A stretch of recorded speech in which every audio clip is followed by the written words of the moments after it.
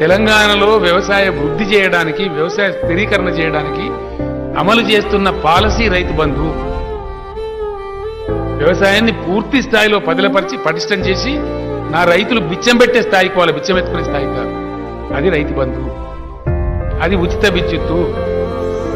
తెలంగాణ రైతును ఎవడన్నా నువ్వు ఎన్ని హెచ్పి ఉన్నది అనే కొడుకు ఎవడన్నా ఉన్నాడా? ఇలా నువ్వు ఎన్ని మోటార్లు పెడుతున్నావు కూడా అడుగుతుండా? అందుకే పంటలు వస్తుంది, అందుకే పండిస్తారు. ఆ స్వేచ్ఛ, ఆ శక్తి నా రైతాంగానికి రావాలని నేను అనుకున్నా. ఇలా దగ్గర వస్తాను. నేను సఫలీకృతం అవుతున్నా. లక్షల టన్నుల ధాన్యం పండిస్తాను. బట్టకు పొట్టకు సాగు లేకుండా అయింది నా తెలంగాణ. ఇలా నా రైతులు ఇంటి ముందర ఇక్కడ ఉన్నట్టు శాఖని బట్టు పెట్టి స్థాయికి చేరుకుంటున్నాను.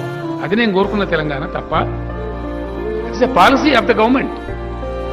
వాళ్ళ భూములకు రక్షణ ఇచ్చిన ధరణి ద్వారా, వాళ్ళకి రైతు బంధు ఇస్తానం పెట్టుబడి, ఎన్ని కష్టాలు పడైనా ఫ్రీ కరెంట్ ఇస్తానము, సంవత్సరానికి 10,000 11,000 కోట్ల సబ్సిడీ గవర్నమెంట్ భరించి